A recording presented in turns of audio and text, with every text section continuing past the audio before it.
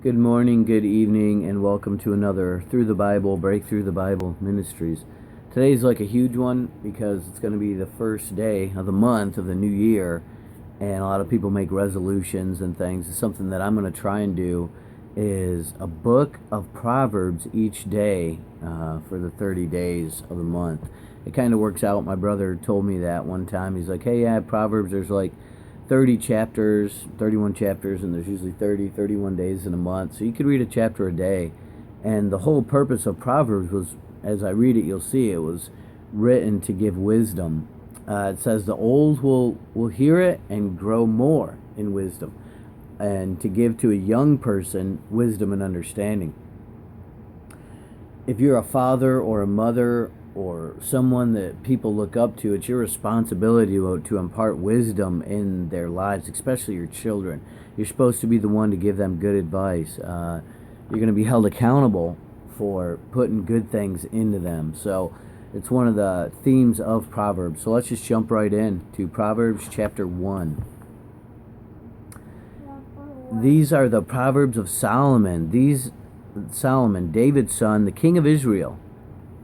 The purpose is to teach people wisdom and discipline, to help them understand the insights of the wise. Their purpose is to teach people to live disciplined and successful lives. So you got two different things. You're going to live a disciplined life. This down. Hold on, just wait till I'm done, okay, Jeremiah? It won't be much longer, okay? I'm just gonna turn it down. Just wait, okay? You're going to live two kinds of lives, a disciplined life and a successful life. Okay. The Proverbs will give you insight to the simple, okay, to help them do what is right, just, and fair. It's like you have a lot of crazy things happening, and people are like, oh, we need more laws about this. We need more laws about that. We need more. But when a young person, 18 or 19, goes into a room and opens fire on a whole bunch of people, obviously somewhere along his life, he was not taught good enough morals that taking someone's life, the innocent life of another, is horrifically wrong. Is what bad? All right, that's bad. So what you see in Proverbs is it says their purpose is to teach people to live disciplined and successful lives, to help them do what is right, just, and fair. So when you study this... Wait. Is he bad or really bad and he will fight at people? There are people who do that, and you never shoot guns at people. You always treat people with respect and dignity and are nice to people. Okay, so the next verse here. These Proverbs will give insight to the simple, knowledge and discernment to the young. That's right, knowledge. Let the wise listen to these Proverbs and become even wiser. Let those with understanding receive guidance by exploring the meaning of these proverbs and parables. The words of the wise and their riddles. The fear of the Lord is the foundation of true knowledge, but fools despise wisdom and discipline. This book goes over and over concerning how the fear of the Lord is the foundation of wisdom. It's kind of like if you fear and respect God, that's the very first step in being a wise person. Because if you live a life with no restraint, doing whatever you want, you don't fear God, you don't respect man, that's like the utter foolishness. Okay, but it says fearing God is the beginning of wisdom. So once you get that respect for God, you're on your path to wisdom. Okay, verse 8, my child, listen when your father corrects you. Don't neglect your mother's instruction. What you learn from them will crown you with grace and will be a chain of honor around your neck. My child, if sinners entice you, turn your back on them. They may say, come with us, join with us. Let's hide and kill someone, just for fun. Let's ambush the innocent. Let's swallow them alive like the grave. Let's swallow them whole like those who go down to the pit of death. Think of the great things we'll get. We'll fill our houses with all kinds of stuff we'll take. Come now, let us cast your lot in with us. We'll share the money. My child, don't go along with them. Stay far away from their paths. They rush to commit evil deeds. They hurry to commit murder. If a bird sees a trap being set, it knows to stay away. But these people set an ambush for themselves. They are trying to get themselves killed. Such is the fate of all who are greedy for money. It robs them for life. So right away in the beginning of Proverbs, first we had, fear God, teach your children wisdom, pass it on to them. And then it goes right in to advising young teenagers, young men, to avoid getting along with violent people. In America, I guess it's gangs or whatever. Hey man, come join our gang, be cool, let's go rob some people, and get money. Number one, never fall for peer pressure of promises of getting getting money through a corrupt way. God said it just takes away the life of the person trying to do that. Greed just destroys you.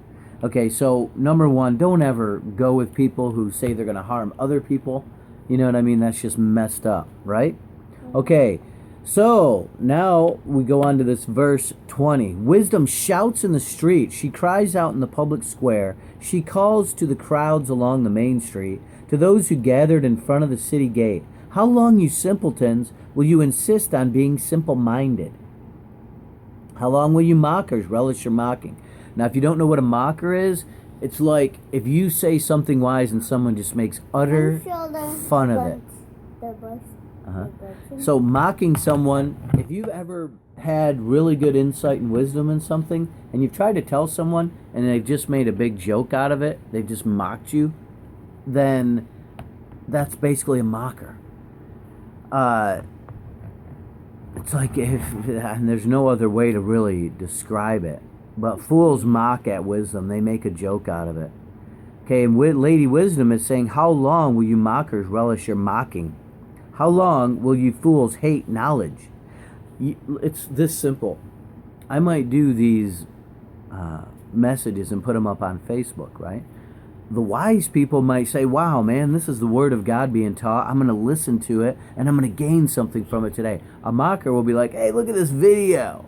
This guy's making videos about the Bible. What an idiot. So you have two different people there. You got the foolish mocking wisdom, and then you have wise people. Like it said here, the wise will hear and increase in learning. They'll grow and get even wiser. But fools just mock at wisdom. They don't have any time for it. They're too busy, doing whatever. All right.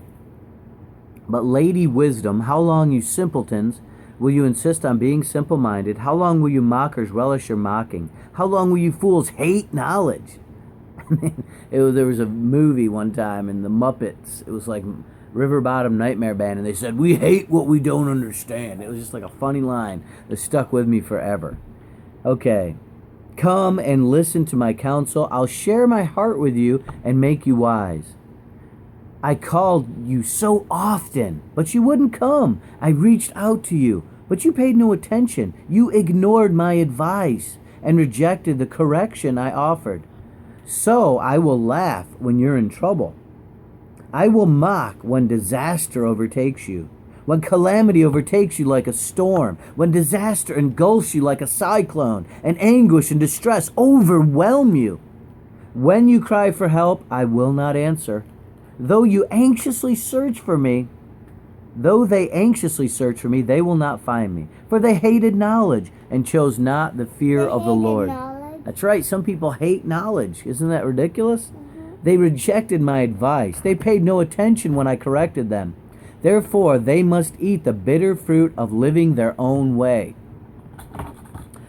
choking on their own schemes. For simpletons turn away from me to death. Fools are destroyed by their own complacency. But all who listen to me will live in peace,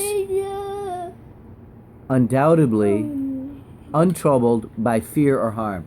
So let's just summarize that. Wisdom, personified as a woman here, is calling out in the streets for everybody to join her, everybody to follow her. Leave mocking, start loving wisdom, start loving knowledge.